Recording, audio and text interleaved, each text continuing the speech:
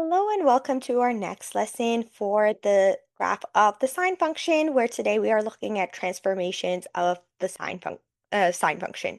So with the sine function, remember we have f of x is equal to sine of x. So now we are looking at f of x is equal to a sine of x minus d plus c. And we're going to determine what the roles of these parameters a, c, and d are in this function, as well as how they relate to the transformations of the graph with respect to the angles in degrees. And we're also going to practice sketching transform graphs of the sine function. So this part is really a review. We already saw it for quadratic function and we saw it again in exponential functions. And now I'll just review it again before we look at transformations of our sinusoidal functions.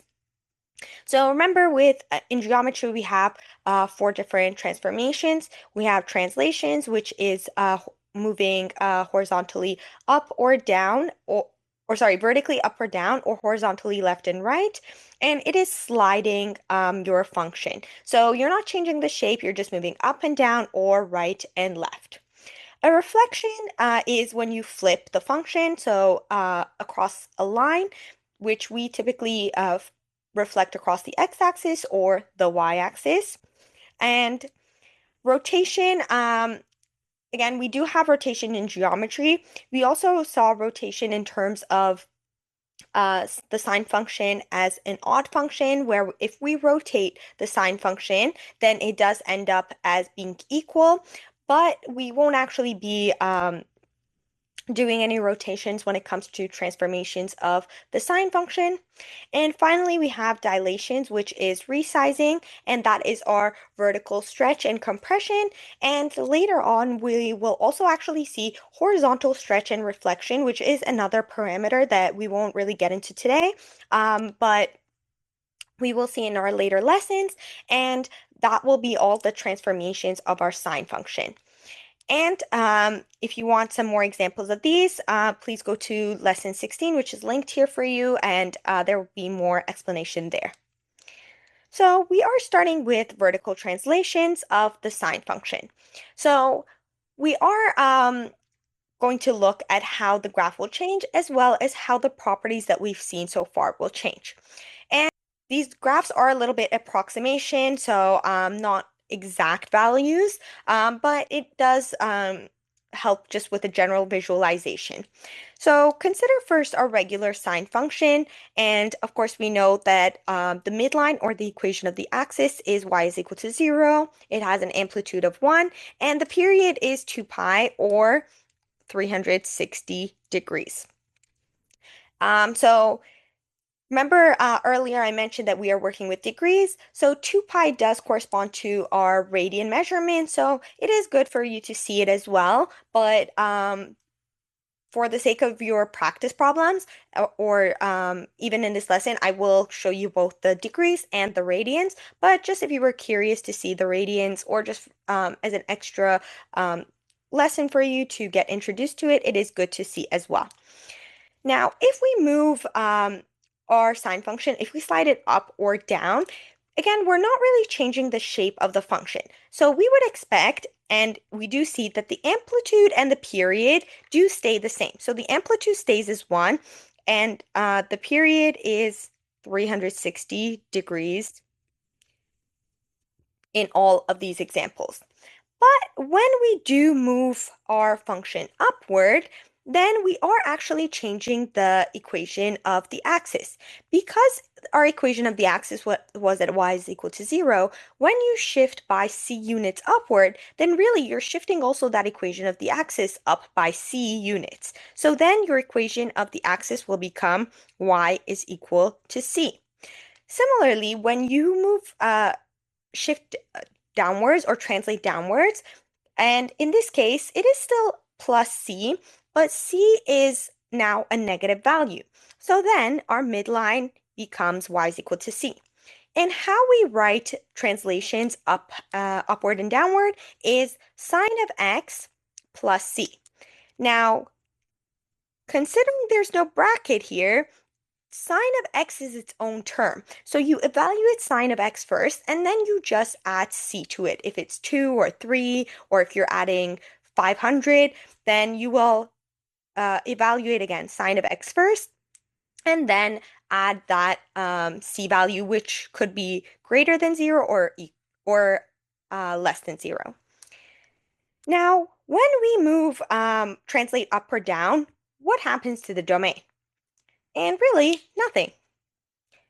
The domain is still the set of real numbers. Now, what happens to the range?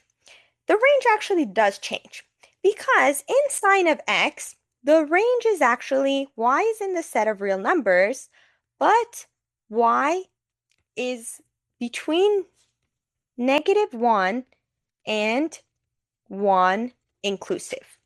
Now, when you translate up or down, and this is also given that there's no other transformations just yet, we do consider that the maximum point translates either that same amount up or down. So depending on whether c is greater than 0 or less than 0. So the domain actually changes, and then we have y is still in the set of real numbers, but our minimum value is going to be -1 plus c, and our maximum is going to be 1 plus c. So when c is greater than 0, of course, these two are both going to increase, but when c is less than 0, they're both going to decrease. Now, what happens to the period? Nothing. Stays as 360 degrees. What happens to the amplitude? Also nothing. Stays as 1. And what happens to the equation of the axis? So the equation of axis becomes from y equals 0 becomes y is equal to c. And now, what is the mapping rule? So in our parent function, when we have x and y, this is really x and sine of x. So what we have is x stays the same, but then y, we have c added to it, which again, y was really sine of x, so whatever sine of x was, we add c to it. And again, whether c is greater than 0 or less than 0 will impact whether this is increasing or decreasing, so moving upward or downward. So looking at these two examples here, describe the transformations. So of course, in number 1, we have translate 7 units up or upward. And in the second example, we have translate square root of 3 units downward or just down. And that was it for our vertical translations. Now we're going to look at an example here. This is now the graph of y equals sine of x plus 7. Again, this is given to us in radians, but just a mini lesson as well for radians. Of course, 0 is equal to 0 degrees. Pi is always 180 degrees, so that 2 pi is equal to 360 degrees. So then consequently, pi divided by 2 is 90 degrees, and 3 pi over 2 is 270 degrees. And of course, when you have the negatives, it corresponds to the negative values. So that's why this point here is 90, 180, 270, and 360. And of course, that's our sine function, our basic parent sine function, and it is just translated 7 units up. So here, instead of 0, 0, we have 0, 7. Here, which was 90 and 90 degrees and 1, is now 90 degrees and 8. Here, which was 270 degrees and -1, is 270 degrees and 6. And of course, my x-intercepts have all stayed the same, but it has just been translated 7 units up. And of course, these two you can conclude as well. It corresponds with -90 degrees and -270 degrees. And of course, the amplitude is still 1. The period is 2 pi or 360 degrees. The equation of the axis now is y is equal to c. So remember, c here is equal to 7. The domain is still the set of all real numbers, but now we know that our range has changed. So our range is between 6 and 8. Remember, previously we had -1 and 1, but now this is -1 plus 7 and 1 plus 7 to produce 6 and 8.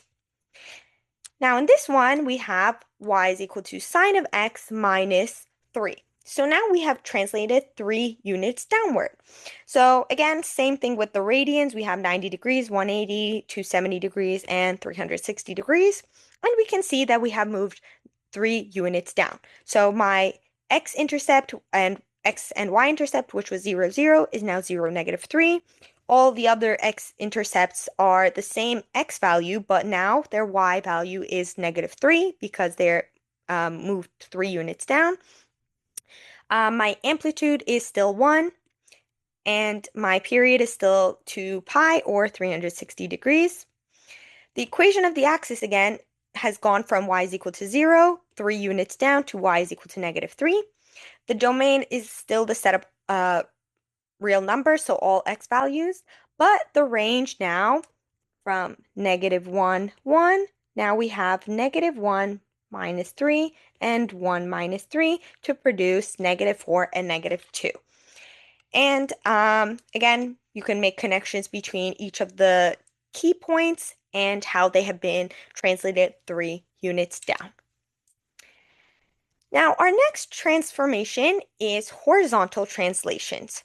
So this is when we are shifting to the right or the left. So again, we're not changing the shape of the function here. We're just moving it about the x-axis.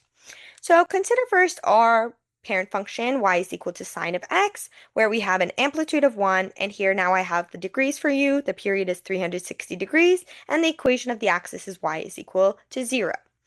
Now, when we have a horizontal translation, we are actually changing our input because this point here, which was originally 0, 0, if I move it to the right by 90 degrees, now I'm saying that sine of, or rather not sine of, but the function for an input of 90 degrees is 0. Now, sine is a ratio, so I cannot say that sine of 90 degrees is equal to 0. That's incorrect because, again, it comes from our primary trigonometric ratios. So I actually need to change my function. So then I have to have this -d here as my input. So then if I'm shifting to the right by 90 degrees, then d would become 90. So then at the point 90 degrees, my input will be, and I'll just write it out for you, for example, sine of x minus 90 degrees. So then, sorry, and this is equal to f of x.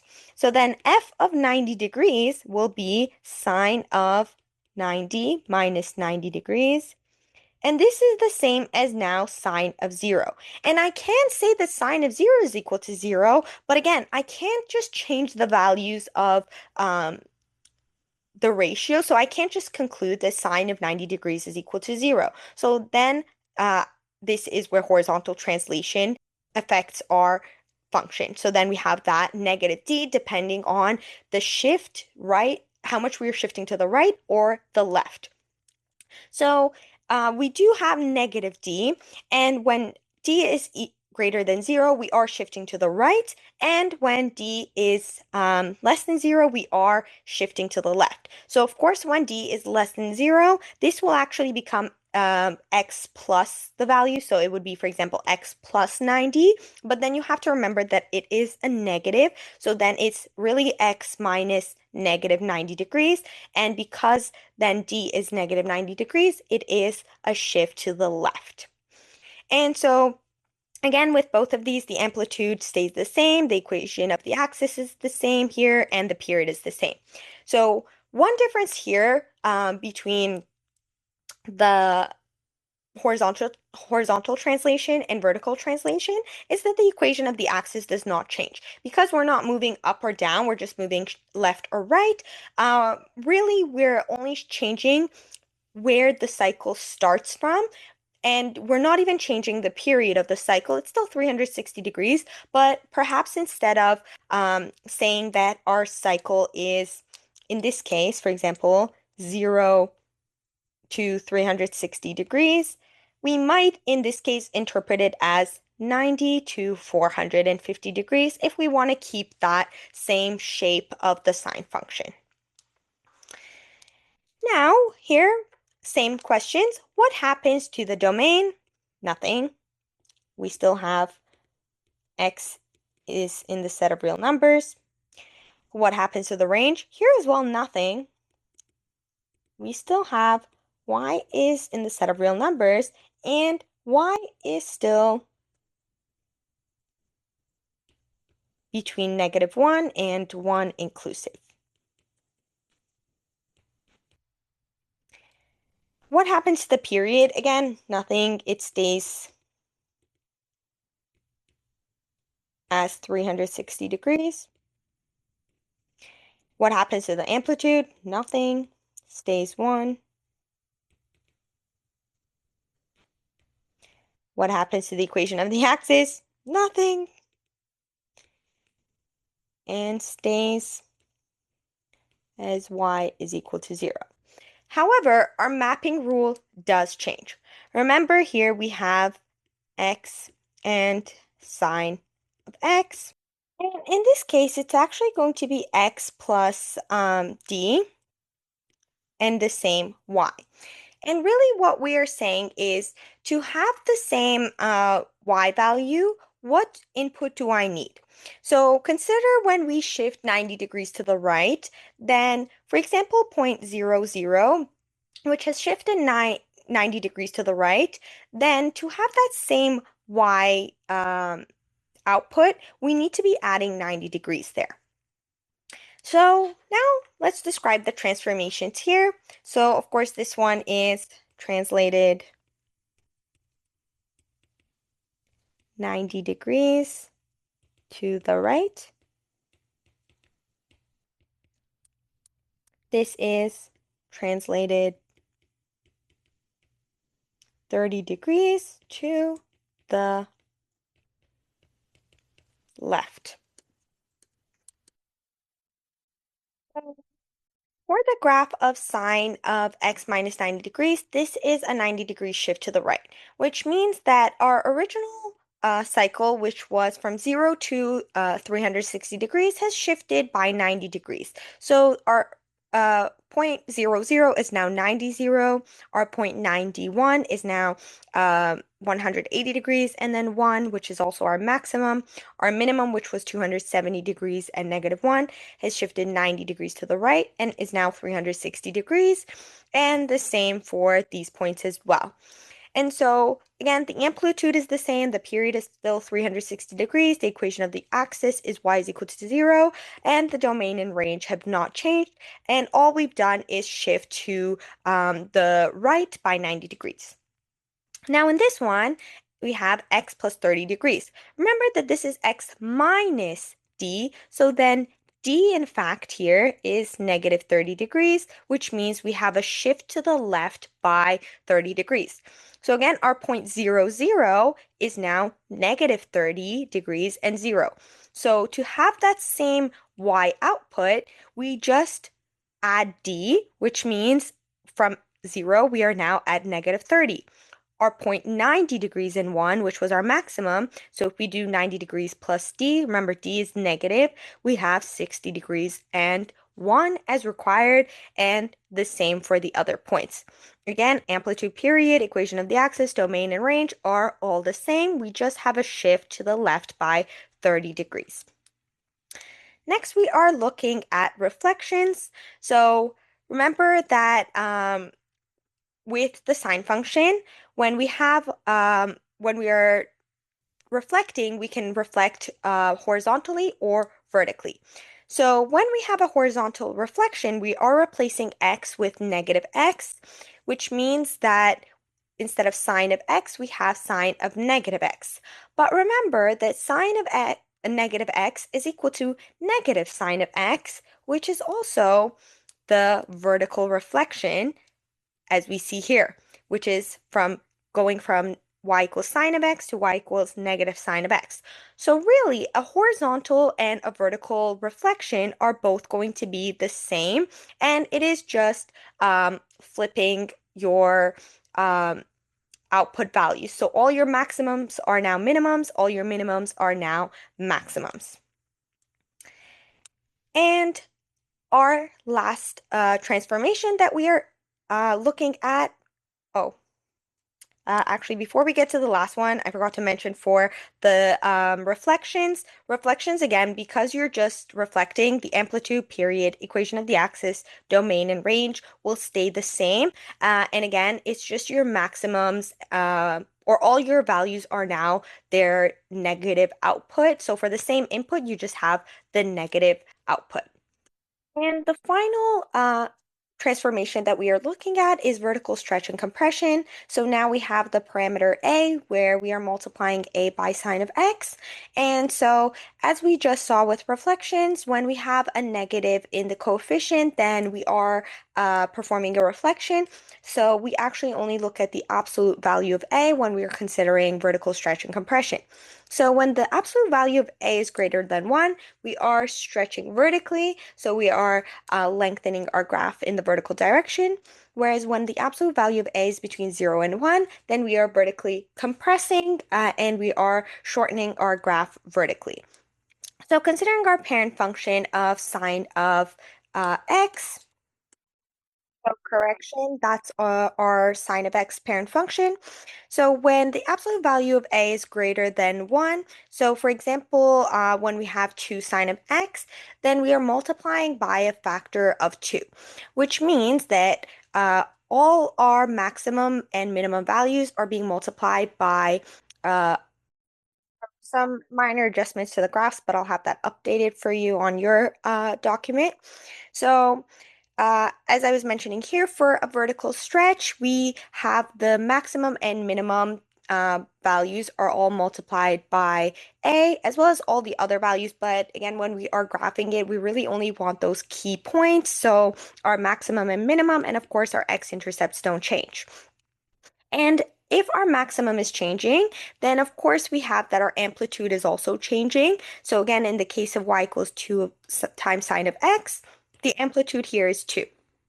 And when the maximum and minimum change, of course, our range changes as well. So instead of negative 1 and 1, because those are both multiplied by a, and again, a in this case is 2, it becomes negative 2 and 2. Now, similarly, when absolute value of a is between 0 and 1, then we have that the maximum and minimum are now decreased. And so we actually have a smaller amplitude. So for example, if we have half of sine of x, then our amplitude is now half because our maximum and minimum will be half and negative half. And again, we can generalize with this table here. When we have the absolute value of a is greater than 1, then we have a vertical stretch by a factor of the absolute value of a, and our range will change. And the range will actually be the same regardless of whether a is the absolute value of a is greater than 1 or between 0 and 1. But in this case, we do have a greater range, whereas here we have a smaller range. And of course, our amplitude as well, we have a greater amplitude here and a smaller amplitude here. So now what happens to the domain? The domain, nothing happens. We do still have the set of real numbers. However, our range does change. So changes to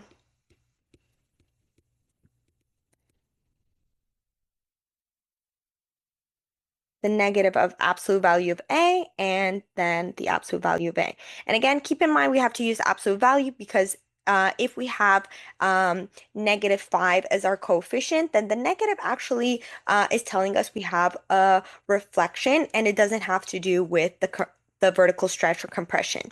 What happens to the period? Nothing. We still have the same cycle because we're only changing our graph vertically, not horizontally. What happens to the amplitude? Changes from 1 to the absolute value of A. And what happens to the equation at the axis? Here again, nothing, because we're only stretching up and down. We're not moving up and down, so stays as y is equal to 0. Now for our mapping rule, when we have x and sine of x, and now we are multiplying the output by a, our x still stays the same.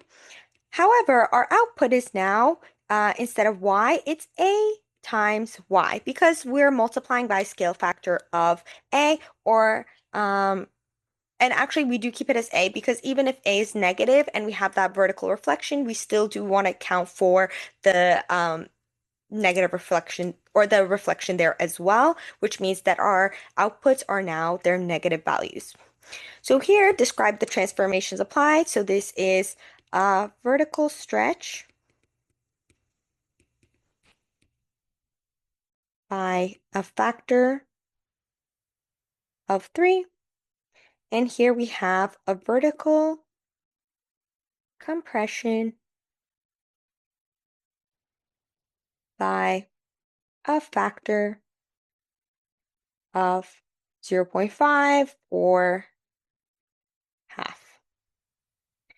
So now let's look at the two examples here. First, we have y equals 3 sine of x. So, of course, when we have 0.00, this stays, but our previous point, 90 degrees and 1, is now 90 degrees and 3, because the output is being multiplied by this coefficient of 3. And same with our minimum. Instead of 270 degrees and -1, we now have 270 degrees and -3. And the same could be said for these 2 points as the maximum and minimum for this side of the cycle. And of course, my amplitude is now 3, because my equation of the axis is still y is equal to 0. However, this distance here is now 3, or this distance here is now 3. The period has not changed. This is still 360 degrees. The equation of the axis has not changed. The domain has not changed, but our range is now from -3 to 3, because our minimum and maximum has changed. Similarly, for 0.5 times sine of x, we now have a vertical compression. So we've just shrunk our graph in the vertical direction, and all our maximum values instead of 1 are now 0.5, and our minimum values are now -0.5. Again, our amplitude is the value of a, or the absolute value of a, so 0.5, which is this distance here, or any of these distances. The equation of the axis has not changed, which is why we have that amplitude as just the absolute value of a. The period also has not changed. We still have 360 degrees there. The domain does not change, but now our range going from the minimum to the maximum is -0.5 to 0.5, which is the negative absolute value of a, and of course the absolute value of a. And of course, putting all of that together, we now have all of those parameters that we just saw. So of course, A is our vertical stretch and compression, and we just saw as the absolute value of A is greater than 1, we have a vertical stretch. When it is between 0 and 1, we have a vertical compression. And when A is less than 0, we do have a reflection over the x-axis. And of course, we do have to follow this as well. It is a combination of both. So if you have -3, it is a vertical stretch and a reflection. For D, we do have this is a horizontal shift. So if D is greater than 0, we are shifting to the right, but when D is less than 0, then we shift left by D units. And remember that inside of the sine function, we are having a horizontal shift, so a horizontal translation to the left or right, which means that our period does not actually change, but the phase, we do have a phase shift. So remember, as I was saying, instead of thinking of our phase as 0 to 360 degrees, if we translate 90 degrees to the right, then our phase could now be considered as 90 degrees and 450 degrees. And finally, C is our vertical shift. So when C is greater than 0, we shift up C units. And when C is less than 0, we shift down by the absolute value of C and that many units down.